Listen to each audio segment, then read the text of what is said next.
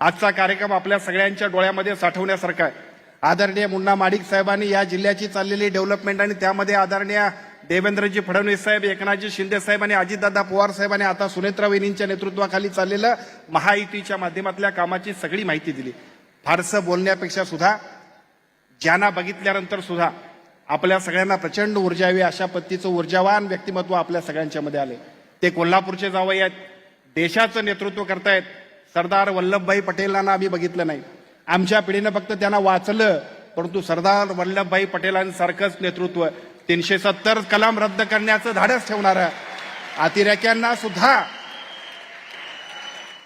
अतिरेक्यांना सुद्धा मनात धडकी भरावी अशा पद्धतीचं व्यक्तिमत्व म्हणून तमाम सगळ्या देशातले नागरिक ज्यांच्याकडे बघतायत ते आमचे जावई आहेत, आमचं नातं त्यांच्याशी आहे. अशा पद्धतीचं व्यक्तिमत्व आपल्या सगळ्यांच्याकडे आलंय. आपण सगळेजण त्यांचं स्वागत करूया. देशाच्या विकासासाठी ज्या पद्धतीने आदरणीय मोदीजी काम करतात त्यांच्याच खांद्याला खांदा लावून आदरणीय अमित शहाजी काम करतात. आणि आज अंबाबाईच्या मंदिरामध्ये राज्याचा जिल्ह्याचा पालकमंत्री म्हणून त्यांच्या समवेत पूजेला जायचा मान मिळाला. भाभीजी त्यांच्यासोबत होत्या. आम्ही सगळेजण भाग्यवान आहोत. अमितजींच्यापर्यंत जायला काही मर्यादा आहेत, पण आता आम्हाला असं वाटतं की किमान भाभीजींचं दर्शन घ्यावं आणि कोल्हापूरकरांनी निश्चितपणानं समाधानी व्हावं. एवढं चांगल्या पद्धतीचं काम, एवढ्या चांगल्या पद्धतीचं नातं आपण सगळ्यांनी जोडलंय. मनापासून या सगळ्या कामाला आपण सगळेजण आदरणीय अमितजींना शुभेच्छा देऊया. आणि या शुभेच्छा देत असताना आम्हा सगळ्यांच्या मनातलं स्वप्न असणार आहे करवीर निवासिनी महालक्ष्मी अंबाबाईचं. अनेक वर्ष आपण सगळेजण डेव्हलपमेंटचं स्वप्न बघत होतो. दक्षिण काशी म्हणून प्रसिद्ध असणारा, लाखो देशातल्या भाविकांच्यासाठी सातत्यानं मागणी असणारा आपल्या सगळ्यांच्या मनातलं स्वप्न. राज्याचे मुख्यमंत्री आदरणीय देवेंद्रजी फडणवीस साहेब, राज्याचे दोन्ही उपमुख्यमंत्र्यांचे मी मनापासून अभिनंदन करेन.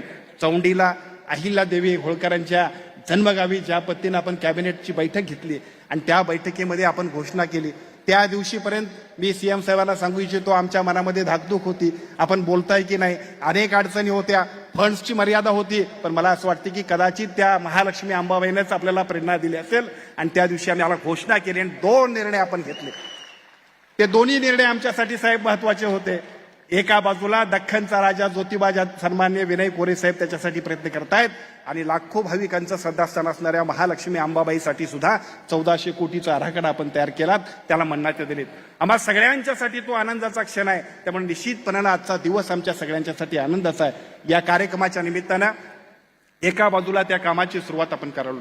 या कार्यक्रमाच्या निमित्तानं दुसऱ्या बाजूला आताच आमच्या धनंजय माडिक साहेबांनी ज्याची मागणी केली, प्रसाद योजनेमध्ये सुद्धा या आमच्या सगळ्या महालक्ष्मी अंबाबाईला सुद्धा आपण समाविष्ट करावा अशा पद्धतीची मागणी तमाम कोल्हापूरवासियांची आणि लाखो आमच्या सगळ्या अंबाबाईच्या भक्तांची आहे. त्याला कारणही असंच आहे, कोल्हापूर हे म्हटलं तर शहर आहे आणि कोल्हापूर हे म्हटलं तर खेड आहे. त्याला कारण असं आहे की एका मर्यादित पद्धतीने आम्ही सगळेजण ज्या पद्धतीने निघालोय ते बघितल्यानंतर आता येणारा क्राऊड, आता येणारी गर्दी, महालक्ष्मीकडे होत असणारा प्रचंड अशा पद्धतीचा भाविकांचा ओढा बघितल्यानंतर आम्हाला सगळ्यांना सुविधा ह्या द्याव्याच लागतील. मला असं वाटतं की एका बाजूला त्या सुविधांबद्दल बोलावं आणि खरं तर अशा पद्धतीची कृतज्ञता व्यक्त करण्याची साहेब आम्हाला कधी संधीच दिली नाही. तुमच्या समोर व्यासपीठावर बोलायची कधी संधीच मिळाली नाही. मी आपल्याला सांगेन, हायकोर्टचं बेंच झालं, आभार तुमचे कसे मानावेत आम्हाला कळत नाही. मला आठवतंय भूषण गवईंच्या डोळ्यात सुद्धा पाणी आलं. एका बाजूला भूषण गवई आणि दुसऱ्या बाजूला आदरणीय देवेंद्रजी, आदरणीय एकनाथजी आणि आदरणीय अजितदादा, या सगळ्या माणसांचे उपकार कोल्हापूरकर कधीच विसरणार नाहीत. त्याला कारणही तसंच आहे. अनेक वर्षाचा लढा सगळ्या वकिलांच्या पासून सगळ्या लोकांचा होता, त्याला सुद्धा आपण न्याय दिलात. आज सुद्धा अंबाबाईच्या आराखड्याच्या निमित्तानं आम्हा सगळ्यांना कृत्य केलं. भविष्य काळातल्या एकापेक्षा एक विकासाच्या कल्पना आम्हा सगळ्यांच्या मनामध्ये ज्या आहेत त्या सगळ्या कल्पनांना सुद्धा अशाच पद्धतीने गती द्या. खूप गरज आहे, खूप आवश्यकता आहे. परवा दिवशी तिरुपतीला मागच्या वर्षभरामध्ये आम्ही गेलो होतो. तिरुपतीला गेल्यानंतर 10-12 वर्षांपूर्वीची तिरुपतीने आताची तिरुपती बघितली. तिथं जाऊन मंदिरापर्यंत जाण्यापर्यंतचे सगळे रस्ते, फ्लायओव्हर्स बघितल्यानंतर मला असं वाटतं की माझ्या कोल्हापुरात सुद्धा असंच व्हायला पाहिजे. आता त्याच पद्धतीनं परवा आम्ही गेलो राम मंदिराचं दर्शन घ्यायला. राम मंदिरात गेल्यानंतर तिथनं हलूच नाही असं वाटायला लागलं. अशा पद्धतीचं तिथलं वातावरण, ज्या वातावरणात आम्ही सगळेजण बघतोय, आम्हाला असं वाटतं की आमच्या अंबाबाईकडे सुद्धा तशाच पद्धतीनं सर्व सुविधा देण्यासाठी आजच्या कार्यक्रमाच्या निमित्तानं धन्यवाद नाही तर भविष्य काळातली जबाबदारी देण्याचा कार्यक्रम सुद्धा आम्ही सगळ्यांनी केला आहे. आणि मला खात्री आहे, अपेक्षा कुणाकडून व्यक्त करायच्या असतात, ज्यांच्याकडून हे सगळं होत असते त्यांच्याकडूनच व्यक्त करायचे असतात. तमाम कोल्हापूरवासियांच्या वतीनं या सगळ्या गोष्टींसाठी आम्ही सगळेजण आमच्या सगळ्यांच्या अपेक्षांनी भावना व्यक्त करतो. अनेक कामं या महायुती सरकारच्या वतीनं आपण केली. केलेल्या कामांची कधी कधी आपल्याला सुद्धा माहीत असत नाही साहेब.